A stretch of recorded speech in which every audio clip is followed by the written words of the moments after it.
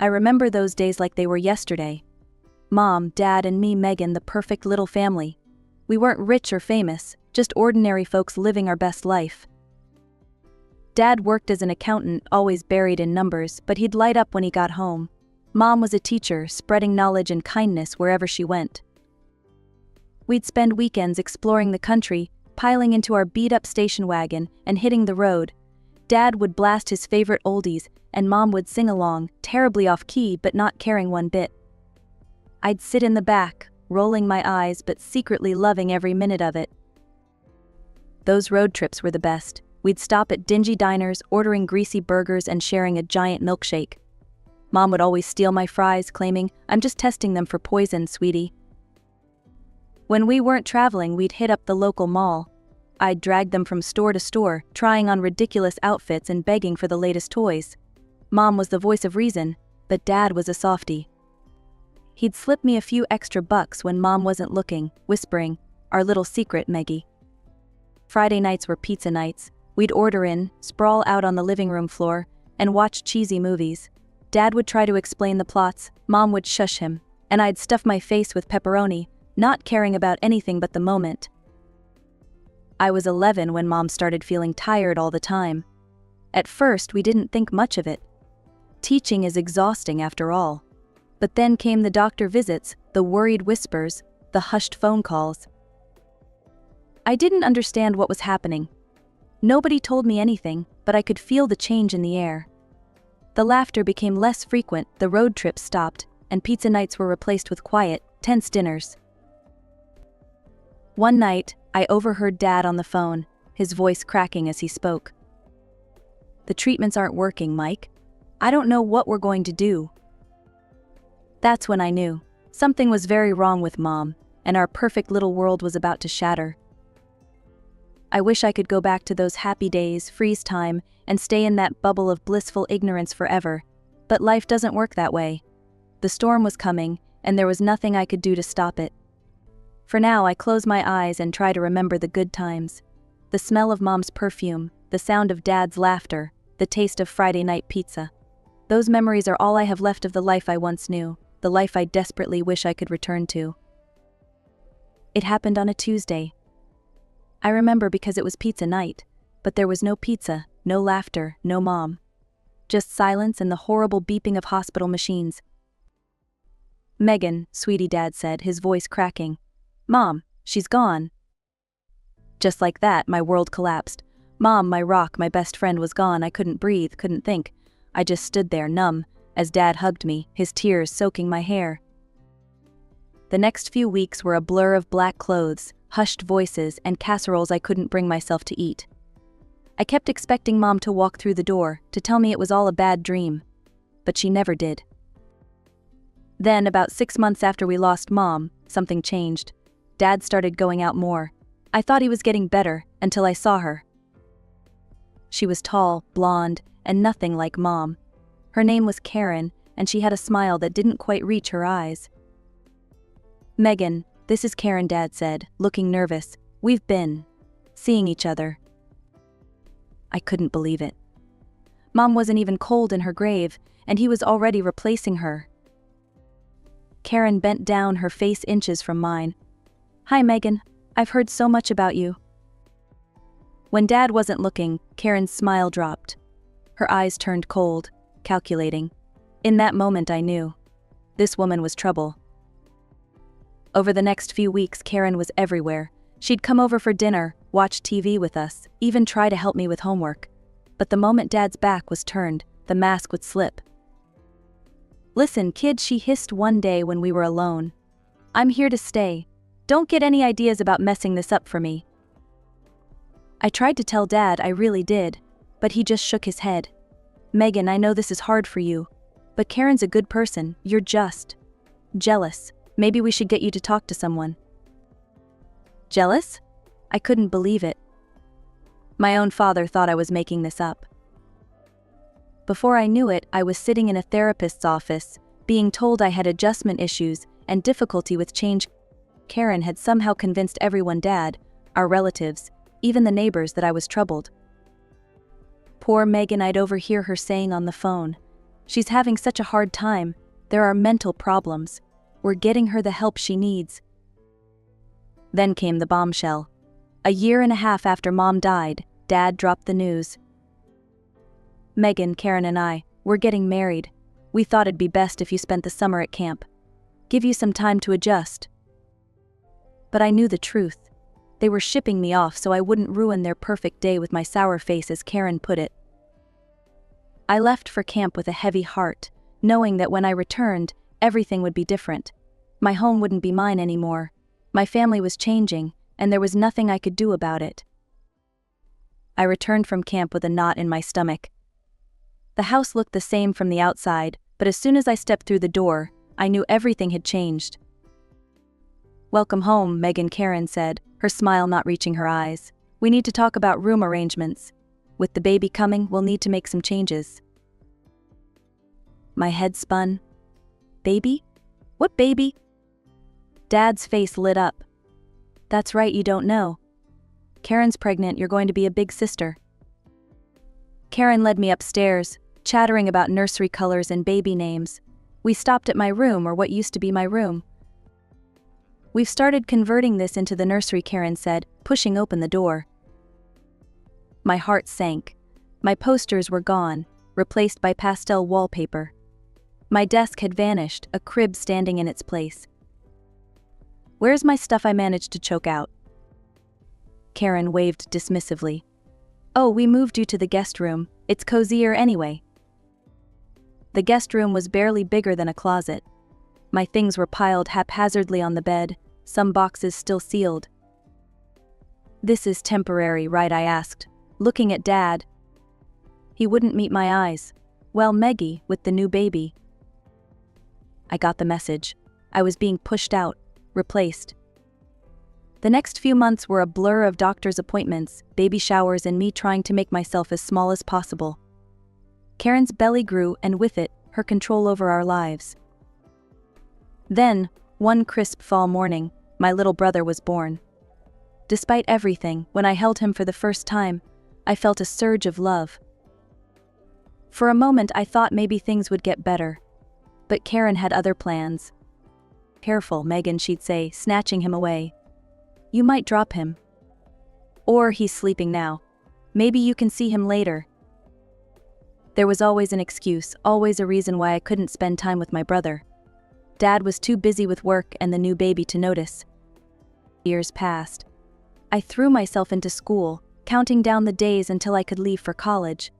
My brother grew into a sweet, curious kid, but Karen made sure our interactions were limited. Finally, my senior year arrived. One night I overheard Karen and Dad arguing. "She needs to learn responsibility," Karen insisted. "A job right out of high school would do her good." Dad's voice was firm. "No, Sarah wanted her to go to college. We set aside money for it. Megan's going." I'd never been so grateful for my dad standing up for me. When my acceptance letter came, I cried with relief. I was getting out. I was going to start my own life, away from Karen's manipulations. On move-in day, Dad helped me pack the car. Karen and my brother stayed home. "I'm proud of you," Meggie, Dad said, hugging me goodbye. "Your mom would be too." As I drove away, watching my childhood home disappear in the rearview mirror, I felt a mix of sadness and hope. I was leaving behind the only home I'd known, and the little brother I never really got to know. But I was also driving towards freedom, towards a future where I could be myself without Karen's shadow looming over me. College was like a breath of fresh air after years of suffocation. I threw myself into my studies, determined to make something of myself. Advertising became my passion, a world where creativity met strategy, and I could finally express myself freely. But even as I reveled in my newfound independence, there was always a nagging ache in my heart. My little brother, barely 6 when I left, was growing up without me. During rare visits home, I'd catch glimpses of the amazing kid he was becoming. "Megan, look what I drew," he'd exclaim, showing me his latest masterpiece. I'd ruffle his hair, cherishing these brief moments. "It's awesome, buddy, you're quite the artist." Karen would inevitably interrupt, whisking him away for some urgent task or another. The distance between us grew with each passing year. Graduation day arrived, a bittersweet triumph.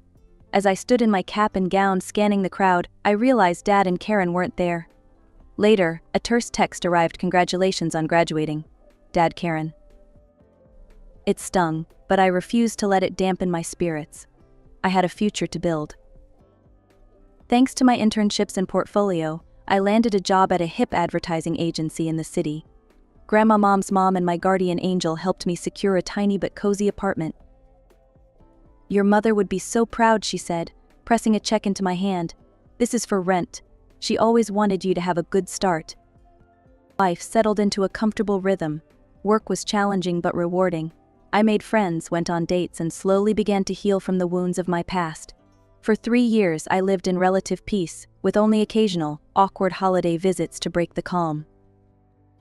Then, out of the blue, my phone rang. Dad's name flashed on the screen.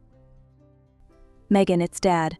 I have some news. We've sold the house and bought a new place, bigger, more modern. I was hoping. Well, would you help us move? It might be a good chance for us to reconnect." I was speechless. After years of distance, this sudden olive branch felt surreal. "Karen would be happy to see you too," he added, though I doubted that. "And your brother? Megan, he's 12 now. He asks about you all the time." I closed my eyes, weighing my options. Part of me wanted to refuse, to protect myself from more hurt. But another part, the part that still missed my family, that longed for reconciliation, won out. "Okay," I said finally. "I'll come." Great Dad's relief was palpable. "I'll text you the address. See you this weekend." As I packed a bag for the weekend, my emotions swirled. Hope mingled with anxiety, excitement with dread. Whatever happened, this visit would change everything. I just didn't know if it would be for better or worse. I pulled up to the address, my jaw dropping at the sight. The house was enormous, all sleek lines and modern architecture. It looked nothing like the cozy home I grew up in. Taking a deep breath, I walked to the front door and rang the bell. Dad opened it, a hesitant smile on his face. "Meggie, you made it." "Hi, Dad," I said, stepping inside. Karen appeared behind him, her smile as plastic as ever. "Megan, how? Nice of you to come," she said, her tone suggesting anything but. I looked around, expecting to see my brother. "Where's—" "Oh, he's staying with my parents for the weekend," Karen cut in smoothly. "We thought it would be easier to move without him underfoot." The look in her eyes told me everything. This was deliberate. She'd made sure my brother wouldn't be here, denying me even this small chance to reconnect with him. Swallowing my disappointment and anger, I forced a smile. "So where do you want me to start?" For the next few hours, I threw myself into the work. I scrubbed floors, arranged furniture, and hung curtains. It was easier than trying to make conversation with Dad or enduring Karen's false pleasantries. As I was sorting through some boxes in what would be the study, I came across a pile of framed photos. My heart stopped as I recognized one particular frame. It was a portrait of Mom, the one that used to hang in my childhood bedroom. Her smile beamed at me from beneath a layer of dust. Clutching the photo, I walked into the living room where Dad and Karen were discussing paint colors. "Dad," I said, my voice shaking slightly, "why is Mom's picture in a pile of junk?" Dad's face fell, a mix of guilt and sadness crossing his features. He opened his mouth to speak, but Karen beat him to it. "Oh, that old thing," she said dismissively. "We decided those photos don't really fit with the new decor. They're a bit superfluous, don't you think?" Superfluous. The word hit me like a slap. My mother's memory, reduced to an outdated decoration. "Superfluous," I repeated, my voice dangerously low. "This is my mother, your wife," I added, looking at Dad. Dad at least had the decency to look ashamed. "Megan, we didn't mean." But I was already moving, gathering up every photo of Mom I could find. I found her old jewelry box, a few of her books. Without a word, I carried them out to my car, ignoring Karen's protests and Dad's weak attempts to explain. As I placed the last item in my trunk, I felt a storm of emotions threatening to overwhelm me. Anger at Karen's callousness, disappointment in Dad's spinelessness, and a deep, aching sadness for the mother I'd lost and the family that seemed beyond repair. I slammed the trunk shut, the sound echoing in the quiet street. For a moment, I considered getting in the car and driving away, leaving this mess behind once and for all. But something stopped me. Maybe it was the memory of Mom, her voice in my head telling me to be strong. Maybe it was the thought of my little brother who I still hadn't seen. Or maybe it was just sheer stubbornness, refusing to let Karen win. Whatever it was, I found myself walking back into the house. Karen was nowhere to be seen, probably hiding to avoid confrontation. Dad stood in the hallway looking lost, so I went back to cleaning, trying not to think about Dad's betrayal. As I was about to leave, Dad caught my arm. "Megan, wait. There's something else." I turned, eyebrow raised. "What now?" He shifted uncomfortably. "We're having a housewarming party in a few days. We would really appreciate your help." Before I could respond, Karen swooped in, her voice dripping with false sweetness. "Oh yes, Megan, we could really use your assistance. Perhaps you could handle the catering? I'll take care of the cleaning, invitations, and overall organization." I opened my mouth to refuse, but Dad jumped in. "Please, Meggie, all our relatives and friends will be there. We can't manage without you." His pleading eyes wore me down. Despite everything, a small part of me still wanted to make him happy. "Fine," I sighed. "I'll help with the food, I'll even pay for it myself." Karen's smile widened. "Wonderful. We're thinking of an Italian theme. You know, to christen the new kitchen." I nodded, an idea forming. "Actually, I know the best Italian restaurant. I'll order from there. Quality guaranteed." Oh, Karen's eyes narrowed slightly. "What's the name of this restaurant?" Bella Notte replied, watching her carefully. She nodded, looking satisfied. "Sounds perfect. We'll leave it in your capable hands then." As I drove home, I couldn't shake the feeling that something was off. Karen's sudden agreeableness was suspicious. But I pushed the thought aside, focusing on the task at hand. Over the next few days, I threw myself into planning the perfect menu. I called my friend Maria, owner of Bella Notte. "Megan. It's been too long," she answered cheerfully. "Hey Maria, I need a favor. My dad's having a housewarming party, and I'm in charge of food. Think you can help me out?" "For you? Anything. What are you thinking?" We spent an hour crafting the perfect Italian spread. Antipasti platters, handmade pastas, tiramisu for dessert, the works. I spared no expense, wanting to prove I could handle this responsibility. After finalizing the order, I felt a mix of anticipation and nervousness. Despite everything, a small part of me hoped this party might be a turning point. Maybe, just maybe, we could start to heal our fractured family. The next week dragged by slowly. I kept myself busy with work, but my mind often wandered to the upcoming party. I checked and double-checked the order, making sure everything was perfect. The day before the housewarming party, my phone rang. It was Maria from Bella Notte.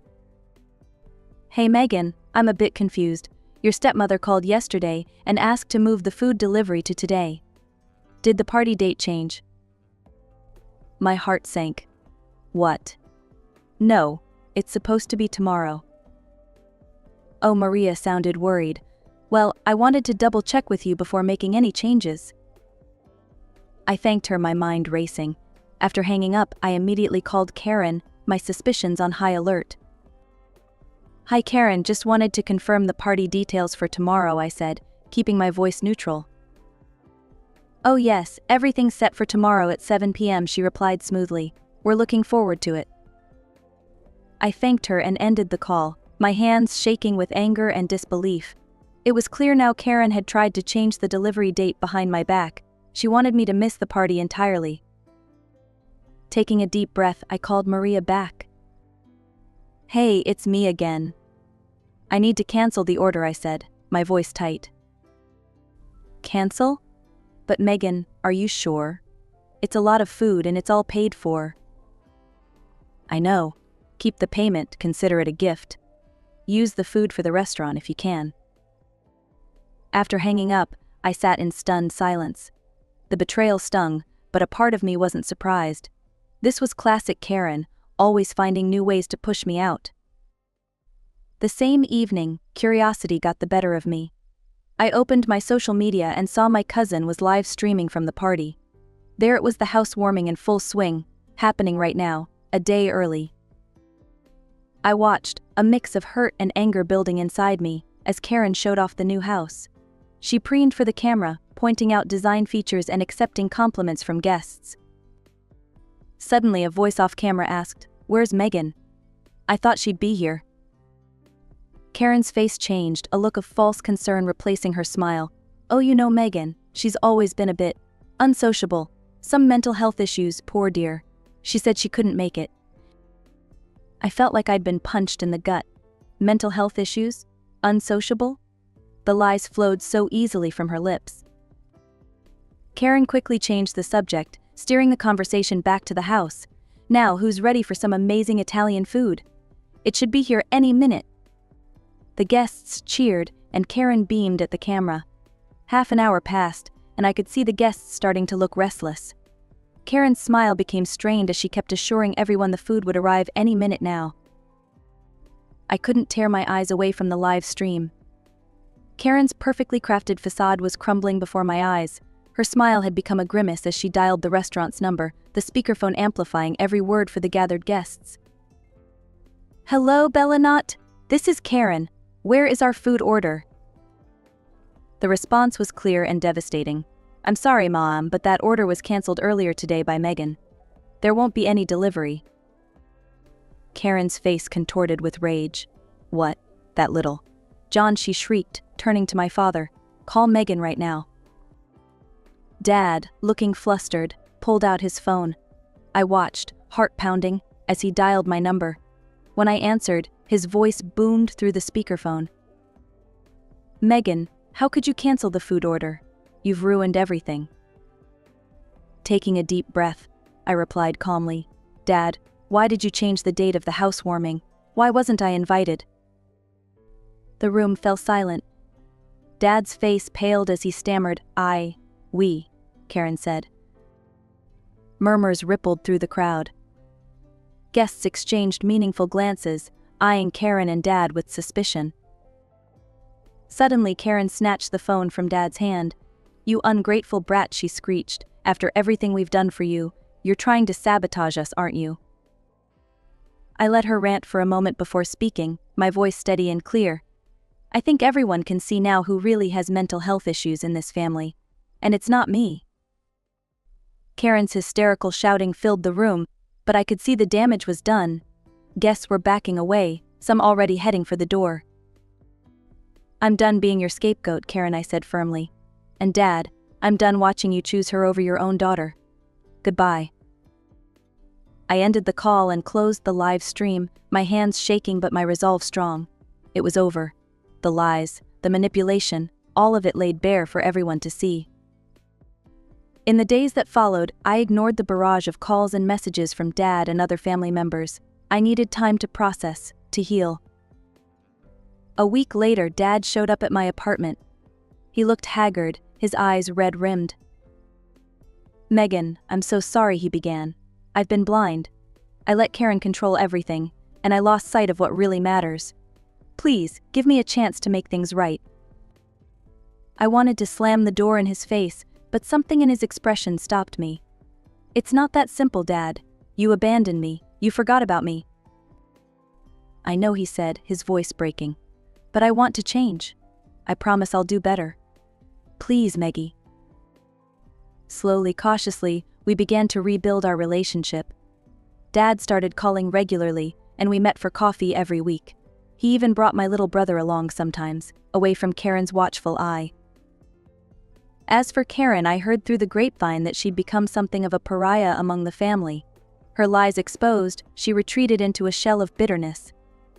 Months passed, and life settled into a new rhythm. I threw myself into my career, climbing the ranks at the advertising agency. My creativity flourished, fueled by the emotional turmoil I'd endured. I don't know what the future holds for my family. The wounds are deep, and healing takes time. But for the first time in years, I feel hopeful. I'm living life on my terms, pursuing my passions and slowly, carefully, allowing love back into my heart. As I look out at the city lights from my apartment window, I can almost hear Mom's voice. "You're stronger than you know," Maggie she used to say. And you know what? She was right.